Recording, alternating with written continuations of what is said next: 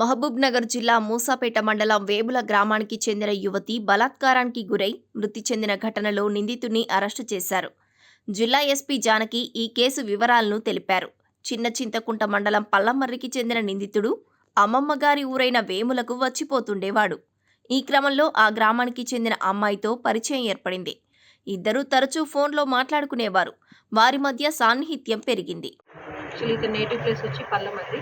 ఇట్లా వస్తూ వెళ్తున్న క్రమంలో ఎవరైతే మనకి ఇప్పుడు విక్టిమ్ డిసీజ్డ్ లేడీ ఉందో ఆ అమ్మాయి పరిచయం కావడం జరిగింది. ఇద్దరు ఫోన్ నెంబర్స్ తెచ్చుకొని ఇద్దరు పరిచయం పెంచుకొని ఉన్నారు.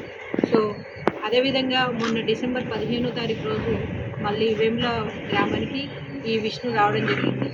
ఈ అమ్మాయికి ఫోన్ చేసి రైతు వేదిక దగ్గరికి రమ్మని పిలవగా అమ్మాయి వెళ్ళింది. అక్కడ మాట్లాడుకుంటూ ఈ అమ్మాయి మీద బలాత్కారం చేయడం జరిగింది. ఆ చేసే క్రమంలో ఈ అమ్మాయి స్పృహ తప్పి పడిపోయింది. ఇమ్మీడియట్గా ఈ విష్ణు ఈ అమ్మాయి బంధువైన అంటే ఎవరైతే చనిపోయిందో ఆ అమ్మాయి బంధువైన భారతిని తీసుకొని రావడం జరిగింది.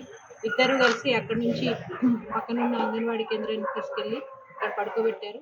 డిసెంబర్ 17న గ్రామానికి వచ్చిన నిందితుడు యువతికి ఫోన్ చేసి గ్రామ శివార్లలో ఉన్న రైతు వేదిక వద్దకు రావాలని చెప్పాడు. రాత్రి సమయంలో అక్కడికి వచ్చిన అమ్మాయిని అతడు బలాత్కారం చేశాడు.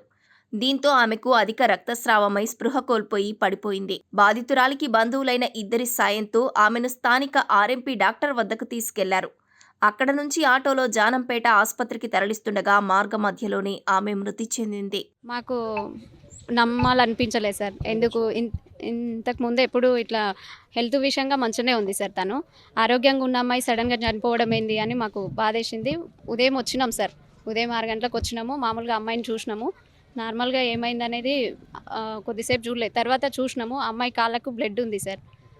బ్లడ్ ఉంది ప్లస్ మేము కొంచెం ఇంకేమైనా దెబ్బలు తాకినాయి అని తనని చూస్తే బ్యాక్ సైడ్ బాగా దెబ్బలు తాకినాయి సార్. కొట్టినట్టుగా దెబ్బలు ఉన్నాయి. దాన్ని చూడడంతో మాకు ఒకటి అనుమానం వచ్చింది సార్. దాన్ని చూసి మాకు భారతి అనే అమ్మాయి నుంచే మేము డీటెయిల్స్ తీసుకున్నాం సార్. ఆ అమ్మాయి ఇప్పుడు పడిపోయింది కదరా, ఎక్కడ పడిపోయింది అనేది ఆ అమ్మాయిని వెంబడి తీసుకొని వెళ్ళినాం సార్. రైతు వేదిక దగ్గర పడ్డది అంటే అక్కడికి వెళ్ళినాం, చూసినాం సార్. అక్కడ చూస్తే బ్లడ్, ఇప్పుడు మా పాప స్కార్ఫ్ ప్లస్ చెప్పులు, అక్కడ ఆమె వస్తువులన్నీ అక్కడే పడిపోయినాయి. అక్కడ మొత్తం బ్లడ్ ఉంది సార్. బ్లడ్ మీద ఇసుక పోసిరు. ఇవన్నీ చూస్తే మాకు అనుమానం వచ్చింది సార్. పాపను కొట్టి బలాత్కారం చేసి చంపేసిరని మాకు అనుమానం వచ్చింది సార్. దాంతో మేము కంప్లైంట్ చేసినాం సార్. ఏదేమున్నా మా పాపకి వాళ్ళకేం తెలియదు సార్. కూలి పని చేసుకొని ఏదో నైట్ వచ్చి ఉండేవాళ్ళు. ఆ అమ్మాయి ఏదో డీజే సౌండ్కి అందరూ ఉన్నారు కదా అన్నట్టుగా తను ఫ్రెండ్స్తో ఇట్లా వెళ్దామని ఆ అమ్మాయి వెళ్ళడంతో మరి బలాత్కారంగా మనం తీసుకెళ్ళిరా. అసలు డీజే సౌండ్కి ఈ రైతు వేదికకు ఒక 1/2 కిలోమీటర్ డిస్టెన్స్లో ఆ అమ్మాయి అక్కడ ఎవరు తీసుకెళ్ళిరు, ఏం జరిగింది, ఏమున్నా మీరే మీడియా నుంచి కానీ పోలీస్ సపోర్ట్ నుంచి కానీ ఏదున్నా మా పాపకి మాకు జరిగిన అన్యాయం ఇంకొకరికి జరగొద్దని మేము వేడుకుంటున్నాం సార్. ఖచ్చితంగా మాకు న్యాయం జరగాలి సార్. విష్ణు అనే అబ్బాయి మాకు ఈ డీటెయిల్ అంటే భారతికి వచ్చి చెప్పిండంట సార్. విష్ణు వచ్చి భారతికి చెప్పిండంట, మీ అమ్మాయి ఇట్లా స్పృహ తప్పి పడిపోయింది, అక్కడ కళ్ళు తిరిగి పడిపోయింది అని చెప్పిండంట. అయితే ఆ విష్ణుకి ఎట్లా తెలుసు ఈ అమ్మాయి అక్కడ పడిపోయిందని? విష్ణుకి ఎట్లా తెలుసు? విష్ణు మా రిలేటివ్స్ కాదు. అసలు ఈ అమ్మాయికి అబ్బాయికి పరిచయం ఉన్నట్టు కూడా తెలియదు. ఆ అబ్బాయి చెప్పిండు మాకు. అంటే ఆ అబ్బాయి ఇక్కడ ఉందని ఎట్లా తెలుసు అంటే ఏమో ఆడ పడిపోయిందని ఆయన చెప్పడంతో మాకు తెలిసిందని భారతి విష్ణు వాళ్ళిద్దరు కలిసి హాస్పిటల్కి ఆర్ఎంపీ డాక్టర్ దగ్గరికి తీసుకెళ్ళిరంట సార్. అప్పటికి అమ్మాయి బాగా సీరియస్ ఉంది అని వాళ్ళు ఏం చూడలేదంట. తర్వాత జానంపేట గవర్నమెంట్ హాస్పిటల్కి తీసుకెళ్ళిరు. అక్కడికి వెళ్ళే వరకే మధ్యలోనే చనిపోయింది అని చెప్పిరంట సార్. దాంతో వాళ్ళ అమ్మ నాన్న వాళ్ళకేం అర్థం కాక తీసుకొచ్చేసిరు ఇంటికి. బాధితురాలి తండ్రి ఇచ్చిన ఫిర్యాదు మేరకు పోలీసులు కేసు నమోదు చేసి దర్యాప్తు చేశారు. నిందితుడిని అరెస్టు చేసి రిమాండ్కి తరలించినట్లు ఎస్పీ జానకి తెలిపారు. అయితే సోషల్ మీడియాలో ప్రచారం జరుగుతున్నట్లుగా ఈ ఘటనలో ఎలాంటి రాజకీయ ప్రమేయం గానీ ఇతరుల ప్రమేయం గానీ లేదని ఎస్పీ తెలిపారు. ఇది పూర్తిగా వారి వ్యక్తిగత వ్యవహారమని వెల్లడించారు. ఏవైనా ఆధారాలు ఉంటే తమ దృష్టికి తీసుకురావాలని విచారణ జరుపుతామని చెప్పారు. అక్కడ నుంచి అరుణ్, అజయ్ వీళ్ళు కూడా ఈ మృతురాలి బంధువు ఉన్నాడు అజయ్. సో వాళ్ళు ముగ్గురు కలిసి మనకు లోకల్లో ఆర్ఎంపీ డాక్టర్ దగ్గరికి తీసుకెళ్ళడం జరిగింది. అక్కడ నుంచి అక్కడ పల్స్ లేదు అనేసి ఆర్ఎంపీ డాక్టర్ హాస్పిటల్కి తీసుకెళ్ళమని చెప్పగా ఇమ్మీడియట్గా ఒక ఆటో మాట్లాడుకొని ఆ మృతురాలి తల్లికి కూడా చెప్పడం జరిగింది. ఆ తల్లి వాళ్ళ ఇంటి పక్కన ఒక లేడీ వీళ్ళందరూ కలిసి హాస్పిటల్కి తీసుకెళ్తుండగా జానంపేటకి మధ్యలో 108 మనకు అంబులెన్స్ రావడం జరిగింది. వీళ్ళు ఆల్రెడీ ఫోన్ చేసి ఉన్నారు అప్పటికే. ఆ 108లో వీళ్ళు షిఫ్ట్ చేసిన తర్వాత 108 సిబ్బంది ఆ జానంపేట దగ్గరికి తీసుకెళ్లేసరికి ఈ అమ్మాయి ప్రాణం పోయింది అనేసి చెప్పడం జరిగింది.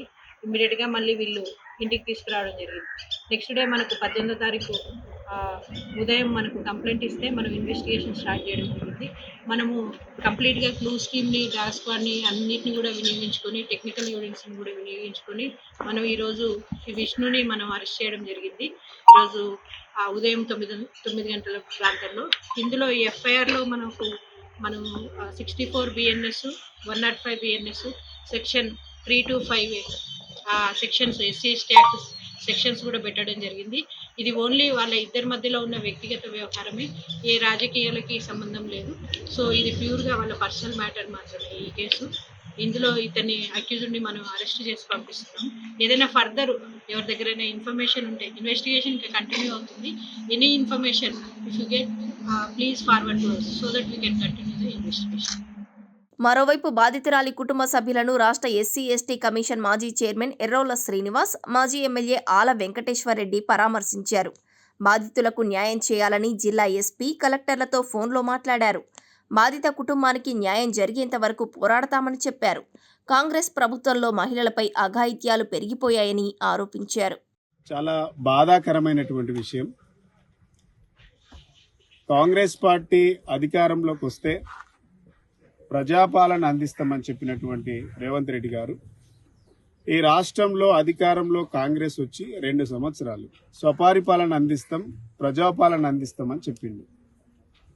ఈ ప్రజాపాలనలో ఎస్సీలకు రక్షణ లేదు, ఎస్టీలకు రక్షణ లేదు, మహిళలకు రక్షణ లేదు. అడుగడుగున హత్యలు, అడుగడుగున అత్యాచారాలు నిత్యాకృత్యం అయిపోయింది. ఎటు చూసినా ఈ రాష్ట్రంలో ఏదో మూలన, ఏదో గంటకు 2 గంటలకు హత్యలు, నేరాలు, దౌర్జన్యాలు, అనేకమైనటువంటి కేసులు మనకు కనబడతా ఉన్నాయి. ఈ రోజు మహబూబ్ నగర్ జిల్లా దేవరకద్ద నియోజకవర్గం వేముల గ్రామంలో కూడా 20 ఏండ్ల ఒక యువతిపై కర్కశంగా యువకులు మూకుమ్మడిగా అత్యాచారం చేస్తే దాదాపుగా 3 రోజులు దాటి 4 రోజులైంది. ఈ ప్రభుత్వం నుంచి కనీస స్పందన లేకపోవడం చాలా బాధాకరం. ఈ ప్రభుత్వం ఎందుకు స్పందిస్తలేదు? ఈ జిల్లా కలెక్టర్, ఎస్పీ ఏం చేస్తా ఉన్నారు? ఈ రాష్ట్రంలో ఉన్నటువంటి అనేక దళిత బిడ్డలు, అనేక దళిత మహిళలు, గిరిజన మహిళల పట్ల జరిగినటువంటి దాడులను తీవ్రంగా మేము ఖండిస్తా ఉన్నాం. వాళ్లకు మద్దతుగా గతంలో నేను చేసినటువంటి ఎస్సీ కమిషన్ చైర్మన్ గా బీఆర్ఎస్ పార్టీ తరఫున ఈ వర్గాల కోసం కొట్లాడతాం.